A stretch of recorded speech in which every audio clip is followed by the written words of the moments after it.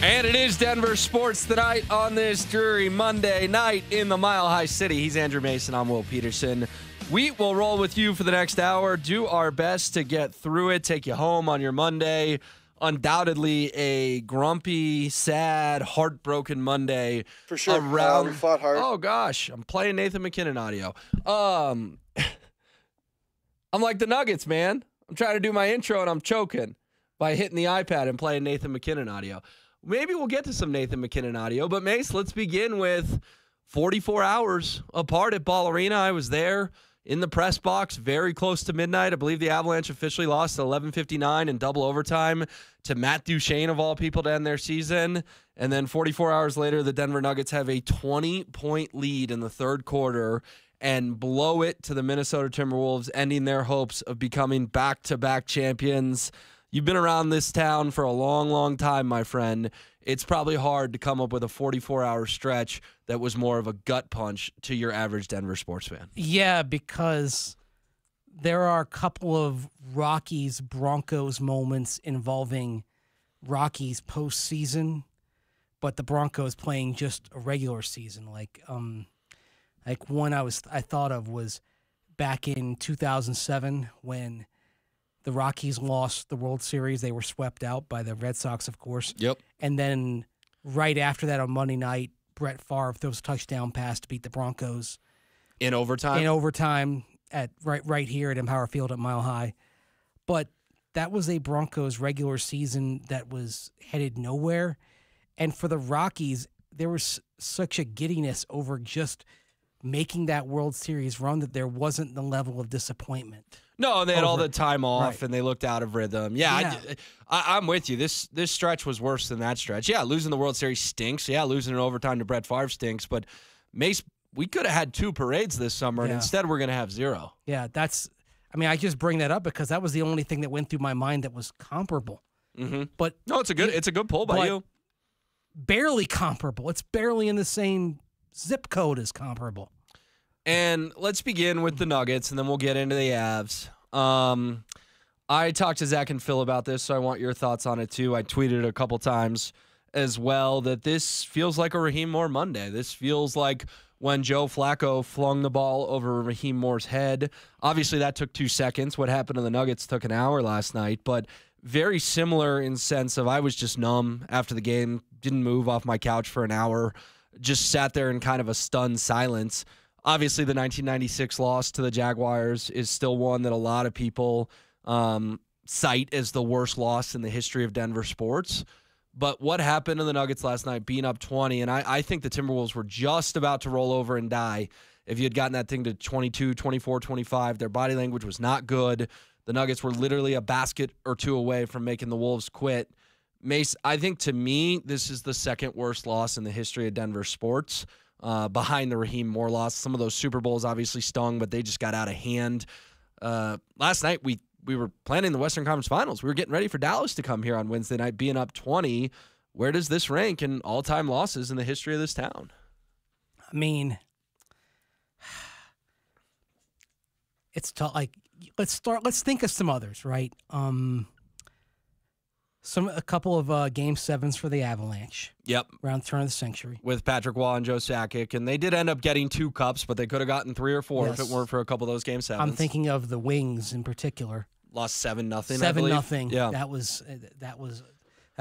an awful night. But that was kind of like Super Bowl 48. You didn't really think they ever had a chance. Last night was the tease of being up 20 and being up 58-38, playing phenomenal defense, and then somehow giving up 98 points, giving up 60 points in 22 minutes of basketball. Yeah, this town really isn't used to being on the business end of a collapse like that. No, that's why it evoked memories of Raheem Moore, because no one expected on that bitter, bitter cold day that Joe Flacco could possibly throw a Hail Mary over a safety that looked like he was judging a Little League fly ball.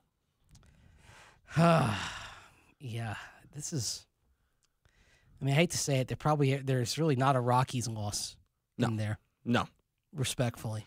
Nope, if they had lost game 163 in the 13th inning, perhaps, but they came back and won 9-8. Yeah, because there was the one-game tiebreaker. They lost the Dodgers. But there was a tomorrow. It didn't end their season. Right. They turned around, went to Chicago, and won in the wild card round. So that's the thing of this. You'd have to, again, I mentioned the Game 7s for the Avs over the years. I would say you mentioned Raheem Moore. Honestly, even though there wasn't a blown lead, the slow motion car wreck of the second half resembled the slow motion car crash of the first half of an AFC championship between the Broncos and Steelers back in January of 2006. Yep, that's a very painful one because we all firmly believe they would have beaten the Seahawks in the Super Bowl that year. Jake Plummer would have gotten a title. Mike Shanahan would have gotten his third ring, be in the Hall of Fame by now. And they were home against the Steelers that day and just didn't have it from the jump. Yeah. Mike Shanahan would be in the Hall of Fame easily. Oh, easily. Would have happened a while ago. I guess the what might have been, and I know Cecil Lammy and I discussed this last summer on one of our Orange and Blue Today shows, was would they have still drafted Jay Cutler? Probably not. No, I don't think you're drafting Jay Cutler after having a parade, but maybe. Who knows? Who knows? It's Mike Shanahan. So I think we can both agree that, yes, top of mind, it's one of the worst losses this town has ever suffered. What went wrong? What went wrong in your eyes? I certainly have my thoughts about what went wrong.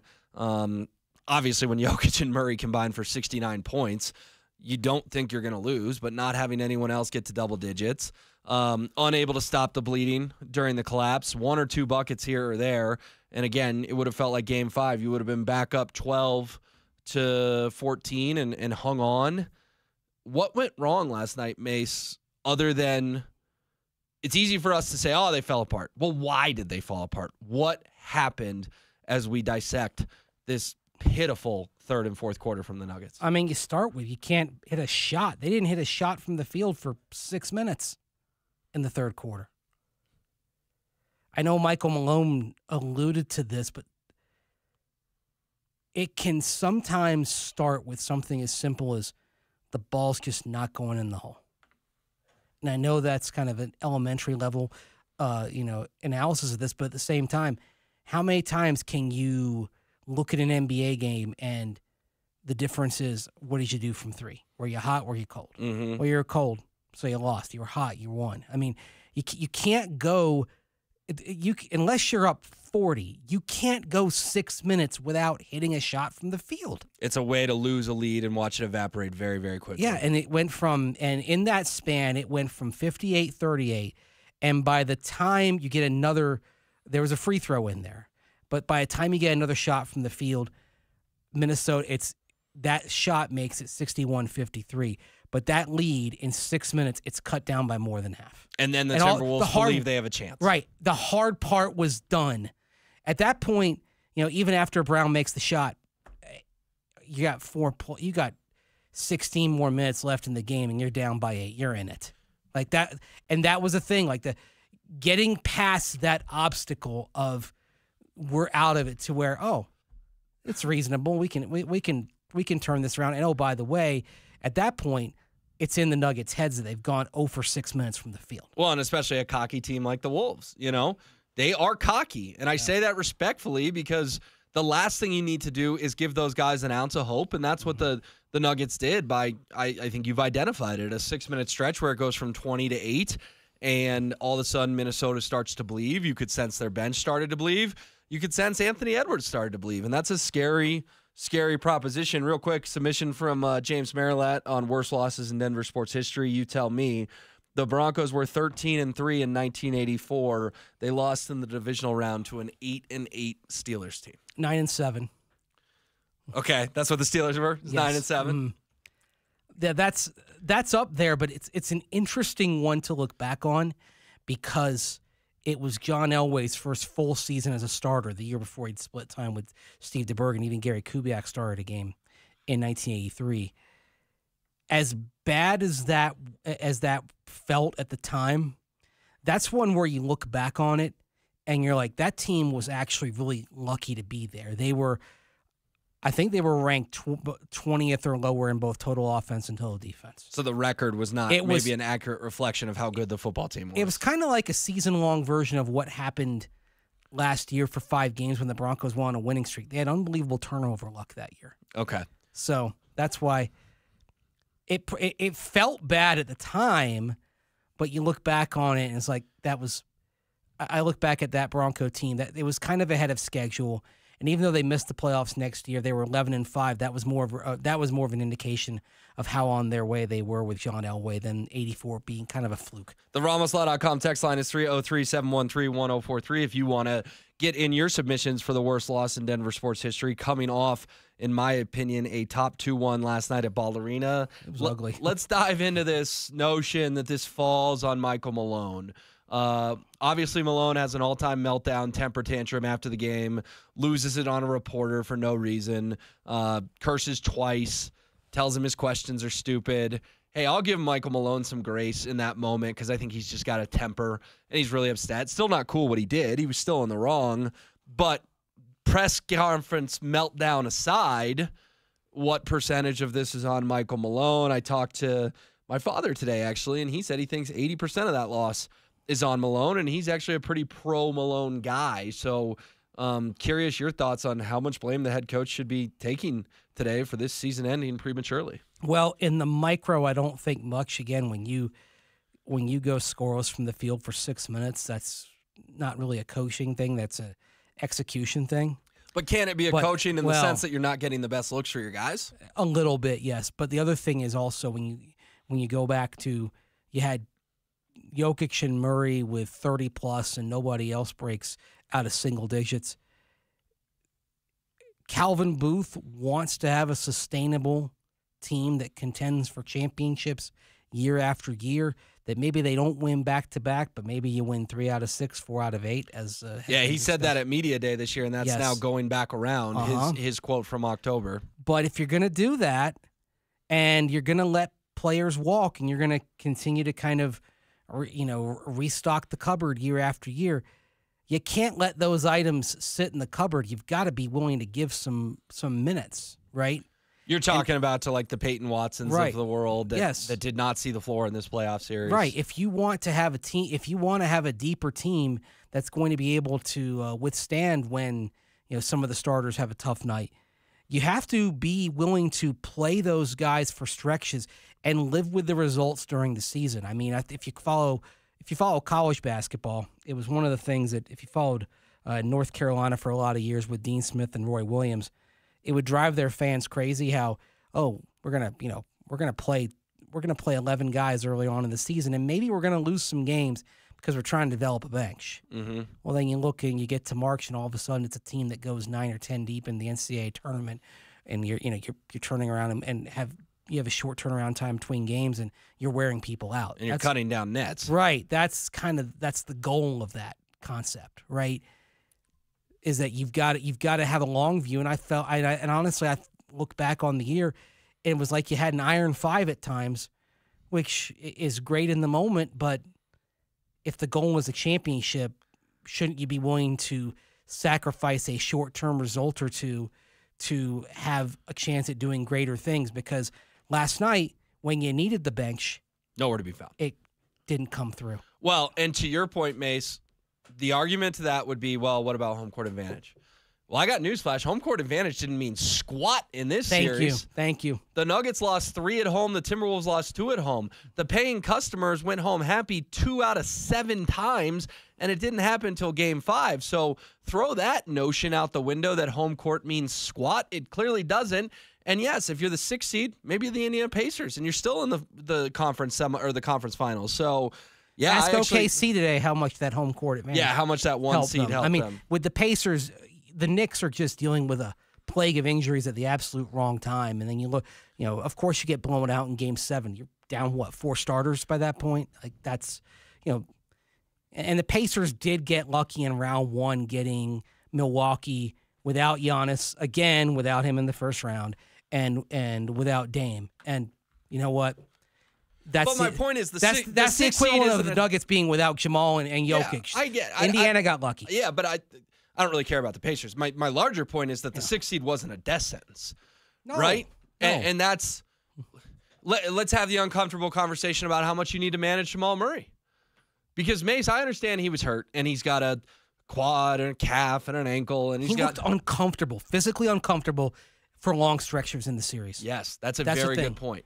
So, do you need to load manage Jamal Murray more next year? Keep him fresher for the playoffs? Because I know Jamal doesn't want to get load managed, but he disappeared for too long a stretches in time at this series because he was hurt. It's why I winced watching that press conference last night and seeing Jamal say he was going to go to the Olympics.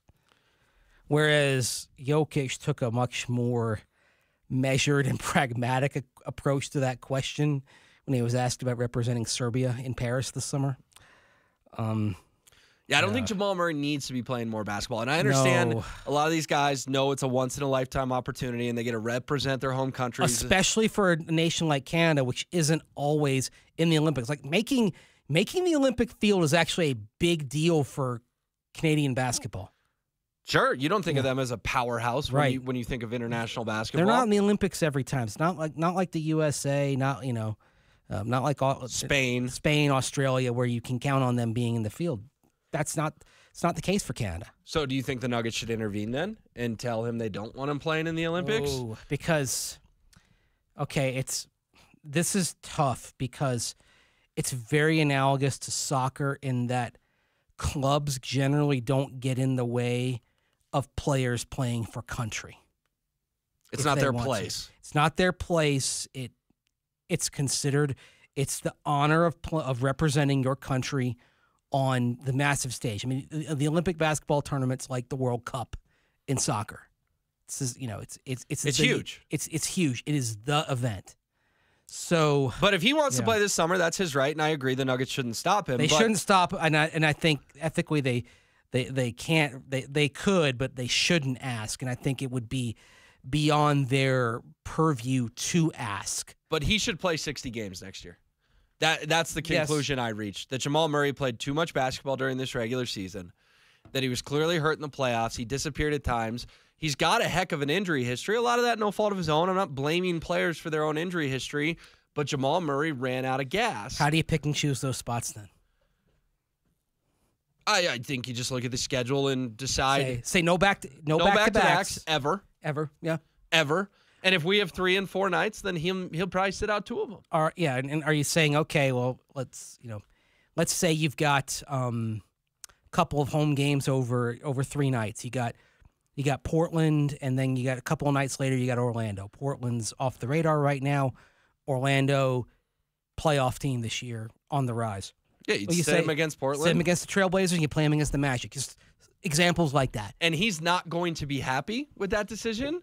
But all you have to do is flip on the tape from this Minnesota series and say, we are doing this so you can play your best basketball in May.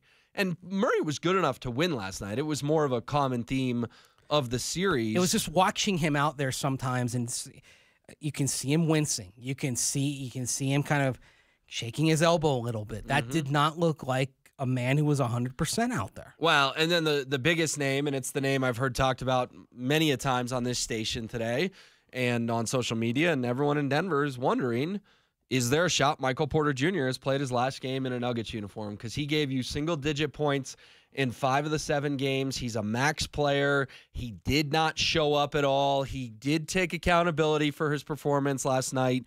We all know he's got a lot of family stuff going on, that none of it's his fault, but of course distracting with 3 different brothers having 3 different transgressions. But it's a lot of cap space, Mace. And I think Calvin Booth, if he wants to add more depth to this team, a great way to add depth is to unload Michael Porter Jr. in a trade. I'm not saying he's going to be traded, but I think it's completely inbounds to wonder if Michael Porter Jr. has played his last game with the Denver Nuggets. Yeah, and I think this is also where you start having some potentially uncomfortable conversations about the composition of the roster. Look, and someone like Michael Porter Jr., part of it is who's ready to step up. Like, is Christian Braun ready for a larger role? No. I think Christian Braun's a very good energy player. Yes. And that's his ceiling. He's Chris Birdman Anderson. He's not ever going to be a star in this league. And that's fine. You need players like Braun, but you can't say, oh, we'll if we're trade talking him. about having a deep roster, you gotta have preferably 3 players like him that you can bring off the bench at various spots and you can trust them. And Peyton Watson, I think a lot of people would love it to see be Peyton Watson, but if the head coach, who's going to be the head coach next year, doesn't want to play Peyton Watson, then no, Peyton Watson can't become Michael Porter Jr.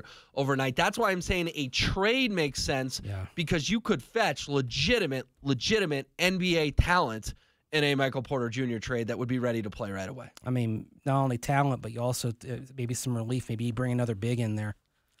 Yeah, I mean, DeAndre Jordan couldn't crack the floor. Zeke Naji couldn't crack the floor. Yeah, someone to take the pressure off Jokic a little bit. That's who you'd be looking for in a trade. I think you'd be looking for a shooter and a big. Probably a one-player for two-player type deal. To me, Mace, if we just go through this, Aaron Gordon, untouchable. Yeah. Heart and soul guy, untouchable. Nikola Jokic, of course, untouchable. Jamal Murray, untouchable. But I'd be willing to explore a starting five that got outscored by more than 60 points in this series. I don't know if we can still call them the best starting five in the NBA when Minnesota kicked their tails when you look at the plus-minuses. But I think 2/5 of the starting lineup, KCP and Michael Porter Jr., and KCP's got some contract stuff that needs to get figured out. Yep. I think there's a chance either one or both don't return next year. If I'm Calvin Booth in this front office. And let's be honest, if I'm Josh Kroenke, because he is very much a part of this front office and he knows basketball as well. And the question is, though, I mean, how does that affect the sustainability? Because one thing you did like about MPJ is he's 25 years old, so ideally has plenty of years left in him. But at the same time, you start wondering about kind of what the window realistically is. And I'd say a 6-year window is probably really on the outer edge of what you can expect.